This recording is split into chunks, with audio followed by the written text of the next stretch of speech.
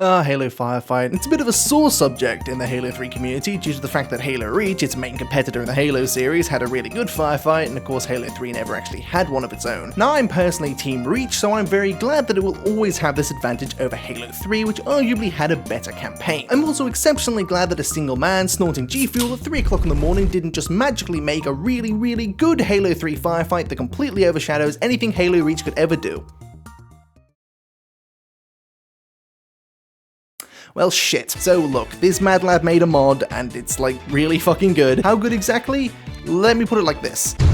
I wasn't prepared for this. So this is the Halo 3 Ultimate Firefight Sandtrap mod. I'm going to take it upon myself to run through what it adds, how it works, and why it's so freaking amazing. Even though this famous man stole my idea 12 months before I had it. You fucked up my algorithm. The link to this mod will be in the description. I'll link both the Nexus page and the Steam page. They're both updated pretty much identically, it just depends on how you prefer to mod. So this mod starts us off in a UNSC base aboard the Der frigate. We choose whatever weapons we like, customize our friend when it's working. Holy shit, this is unacceptable. How do I dislike Nexus? And once we're done gearing up, we fly off to fight the aliens. In a fucking Halo Wars Vulture. That's right, we get to pilot this thing. And by pilot, I mean kind of wiggle around because the camera doesn't really work when there's only one person in the Vulture. It's mainly made for 4-player co-op, but at the moment I don't have any friends, so I'm just gonna play by myself. Now I know what you're wondering, but Beanos, how could you possibly know why the Vulture isn't working? Well, that's the interesting thing. Because the dev told me. Because he turned up to one of my streams. What about it, Hunter? I'm currently talking to your god. What exactly do you think you can do to me? So yes, the actual developer of this mod with 200,000 views on the Nexus page ended my stream like it was nothing, and my brain almost exploded upon contact. This is proof that I'm more famous than you. I'm an important crab now. All the gamers notice me. His name is Weaver, and he gifted me 5 subs, which technically makes this the first sponsored video I've ever done, unless we count game keys. So eventually, the Vulture lands and flies back off into space. Well, I'm off to space, and we get into the meat of the gameplay. It's set in Sandtrap, and let me just tell you now, this is by far the best map he could possibly have picked to set this mod in. This map is primed for big battles like this. It's huge, it's open, there's so many different places to hide. This map allows for an immense scale. I'm talking dozens of enemies fighting each other on screen at the same time. Most likely all from different factions. It's basically like Halo Wars, but I'm actually playing it. This map also has a day and night filter, which looks really good. Ignore the fact you can still see the sun in the sky. That's not important. Don't worry about it. Overall, a fantastic map. I am a little bit disappointed in the fact the elephant isn't still there. There are still a couple of Easter eggs in the game I haven't discovered, like apparently you can drive a scarab, so who knows, maybe there's still an elephant in the files somewhere. Weaver, if you're listening, can I have an elephant? Be very epic addition, in my personal opinion, with my brain that I don't own. So Firefight mode works like this. Each wave you have a random chance of fighting any of the normal Banished, Covenant, Promethean, Sentinels, Heretics, Robots. There's even enemy humans sometimes, but they're less common. You can fight anywhere from one faction at a time to like 3 or 4 factions at once, or maybe even all of them if I remember correctly. And there are occasional fun minigame waves like having all of the enemies be brute hammer dudes, or everything be drones or robots or sentinels, etc.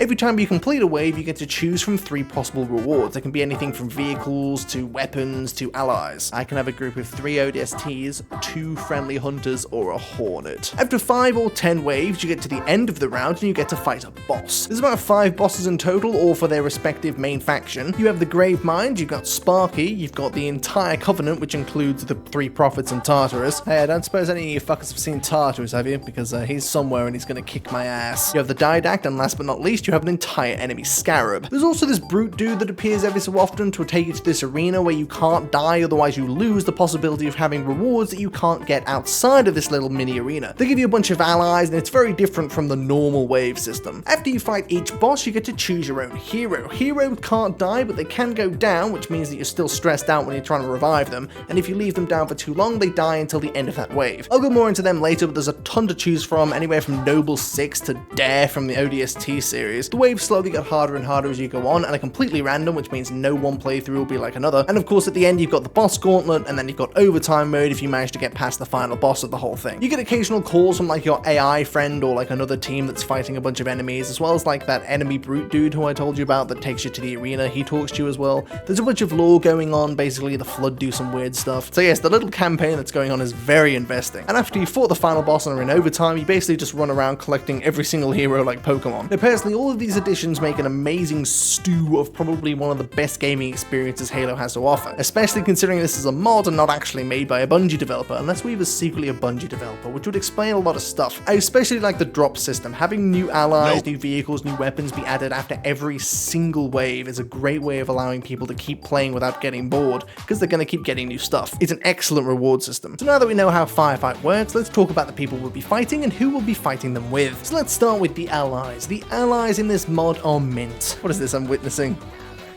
Oh, why would you push me into the death pit? You can have Spartans, ODSTs, like 5 different flavors of Marine, flamethrower dudes. How did you set yourself on fire? Death mechs, and that's just the UNSC side of things. There's also all of the Covenant side. Basically, any enemy that you fight that isn't a Sentinel or a Flood or a Promethean, you can probably get as an ally through the drop system. I'm talking elites, jackals, grunts, hunters. Even though the hunters end up doing more damage than good most of the time, the ODSTs aren't really worth much. Their hunters have immediately shot me into space. You can also have allied jackals, whatever the hell you'd want allied jackals for. The allies do try and stick with you as best as they can, but sometimes they'll just end up making their own holdouts with some of the heroes, like you'll randomly run into a group of them just fighting their own fight. It's incredibly immersive because it just makes you feel like you're part of a battle. You're not any more important than these people are, they're fighting the same as you. Which is maybe the one gripe I had with Halo 3, and it's why everyone likes ODST so much, is you want to feel like a Marine sometimes, not just the Spartan that's going to save everyone from everything. As well as the regular allies, you also have the heroes. Pretty much everyone important from the Halo campaigns are here. You've got everyone from Noble Team, including George. And then there's Sergeant Johnson, Arbiter, Halfjaw from Halo 2 and 3. Even Master Chef is here. Anyone important from the Halo campaigns, at least the good ones, are most likely in this mod. Progressing through the rounds and collecting heroes one by one until you have basically a pseudo army of invincible men is just glorious. I adore it. As previously mentioned, they can go down and eventually die, but they respawn the next round, so they're with you forever. But because they're not completely invincible and can go down, it means they're not a complete crutch, because they will still die in battle, and it means you still end up being alone a lot of the time and have to end up clawing your way out of a battle single-handedly. It's a very, very good balance. It's hard to explain without actually playing it yourself. Maybe you should install the mod, who knows? And each hero spawns with their respective weapons. I'm talking assault rifle for Master Chief, or the minigun for George, as well as the plasma rifle and energy sword for Arbiter. And also a meal with his shotgun, which comes very in handy for the amount of people that try and stab him. I guess he's learned from the campaign. Biggest gun in the entire franchise, and the dude gets stabbed with a stick. I'm glad I purchased this in meal. I should be giving him a positive review on Amazon.com. And it's lucky we have such competent allies, because some of the enemies we fight are literal death. And the main enemy you'll be fighting in this mod is the Banished. They're basically the Covenant that managed to break into the strawberry jam fridge. Everything they have is raspberry flavored, their armor, their guns, their vehicles, their face. The Banished seldom use Covenant weapons. They've got their own new kind of weapons, and all of them are pretty cool. More on that in a moment. Also new to the Banished are these spike hunters that basically just porcupine the living shit out of you. I look like Sonic the Hedgehog. Now the Banished's boss is the esteemed Scarab, and I think it's probably my favorite boss fight. You see, fighting a Scarab with sometimes next to no equipment is an extremely rare opportunity, because in Halo 3, the regular campaign, they just sort of give you ways to kill it all the time. So none of the Scarabs are ever really a threat unless you somehow get your Hornet blown up. However, because this boss can turn up out of nowhere, and sometimes you will have no equipment at all, you literally just have to take it down using random weapons you find on the ground. Also, you could just kill everything on the Scarab and ride it around like a horse. The next load of enemies are the Covenant themselves. They're significantly less common than the regular Banished are, and they use the normal Covenant weapons from the Halo campaign. That being said, they're the only faction to have these weapons, because they're the only Covenant faction, which means that it doesn't get boring just because it's weapons you've seen before. They're the only group of enemies that have them now. The Covenant boss fight consists of a giant cruiser showing up and blowing all your equipment away, followed by you being attacked by all 3 prophets of Truth, Mercy, and Regret, and also Hammermain Joe, who is terrifying and won't leave me alone. Tartarus, Emil, help. No, he's here.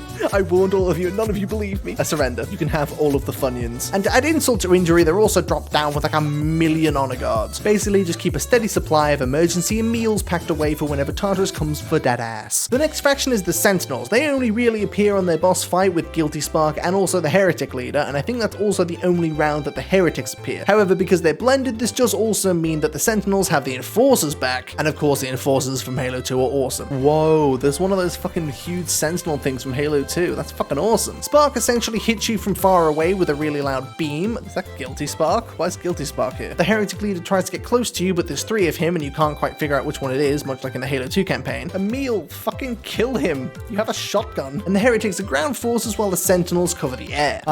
It's a very interesting combination and works very well. The Prometheans are back from Halos 4, 5 and presumably Infinite. They come with their own vehicle, and also now the bike doesn't resurrect everything in sight because that would be fucking stupid. Imagine actually coding that into a real Halo game and then releasing it to the Halo fanbase. What the fuck were you thinking? The Prometheans are actually pretty interesting. It's nice to be able to fight them without having a heart attack every time a bicycle drives within 143,000 nautical miles of the nearest fucking corpse. Also, these invisible dudes are new. I don't recognize them and they're pretty spooky. Fuck, what are you? The Promethean boss fight is of course the Didact. Oh no, it's the Diduct. He basically just sits around getting shot and occasionally decides to one-shot you because he's bored. He does have a cool Easter egg going on where you can summon a librarian to turn some of his Prometheans against him and fight him in combat. However, he never stops talking, and all I can think about whenever he talks is that he's voiced by the same person as the Dark Elves in Skyrim. The Flood are a huge player in this mod. They appear quite often and they can infect basically anything that isn't robotic. Also, they're in their Halo 2 form for some reason. I'm not really certain why that is. I think it might be because some of the player models are from Halo 2 and also most of the elites are, so maybe it's just easier for the transformation stuff. They also have a tendency to infect your own men and basically turn your entire pseudo army against you. Obviously they can't do that with the heroes, luckily, because if I'm without my Emil for more than 2 seconds I start crying. The whole turning your own army into floods right in front of you thing was never really explored too well in the Halo 3 campaign because most of the time you just arrive and your entire army would already be zombies. But because a lot of your allies in this mode are Marines, they get infected really easily and then start attacking everyone else and just making more corpses, and it's just like a domino effect. It's really, really cool to watch. Also fucking terrifying. Now the Flood boss is of course the Grave Mine, with the mini boss being the fucking Juggernaut meatball. Why is it always a Juggernaut? Because there must be. I'm the Juggernaut, bitch. The Juggernaut is beautifully recreated in this mod as well. The Grave Mine's boss fight is basically just a huge towering snake that constantly spawns floods at you, while you have to go around and kill all of his tentacles before finally killing him. It's basically a gauntlet to try and kill everything before your entire army falls to the Flood, which is essentially what the Flood is about, so it works really well. Even if it does occasionally get a bit tedious because the tentacles take forever to die. I think that's more bad luck on my part though, because every time he's appeared for me I've had no vehicles, so I can never instantly take him down like all the other bosses. I think that's just bad timing. The human enemies are rather scarce. I've only really found them twice. I don't know why they spawn or where. It's possible they spawn more often but just instantly get eaten by the Flood, which might explain where all the Flood come from. But they don't seem nearly as prevalent as all the other factions, and I'm not really sure why or how they spawn. They also don't seem to have a boss fight of their own, unless you count their escape pod as a boss because it keeps sniping all of my Falcons out of the air somehow. Oh no, I need to get my freaking... Oh my god, what happened? What just happened? The Falcon just got nosedived by an escape pod. As well as the boss fights in the normal waves, we of course have those event waves I mentioned earlier. These are small little events that can happen randomly, such as that previously mentioned life pod, or this ODST drop pod that decided to land on my brand new office chair. Oh my god. These events can also spawn as waves, such as the all drone wave. We did it, lads. We murdered like 50 bugs. For the hammer brutes just charging you from Narnia wave. They've all got gravity hammers and they're all very grumpy. Or even the multiple factions fighting each other, or hell, every single faction in a free-for-all in the middle of the fucking map, normally ending with the Flood eating everybody and turning everyone into popcorn. So we've got our allies and we've got our enemies. So let's talk about the equipment we're going to be using to shoot ourselves in the face. So let's start with the weapons. Each faction has their own weapons unique to their faction. The Sentinels only really drop their normal beams, the Heretics just drop Covenant weapons, and the Covenant weapons are kind of normal. There's 1 or 2 new additions that I haven't seen before, but other than that, they're pretty vanilla weapons. Almost every banished weapon is entirely new. There are weapons that can set you on fire, these weird beam weapons that really don't seem to fucking do anything, and also a mystical rifle that can EMP your Falcon out of the air, and this bowcaster was just a ton of damage. And of course, all the banished weapons are covered in the jam. The Flood just kind of steal whatever the host's weapons are, although the Juggernaut does have a slam attack that sends all of your Warthogs into orbit. He's doing it right now.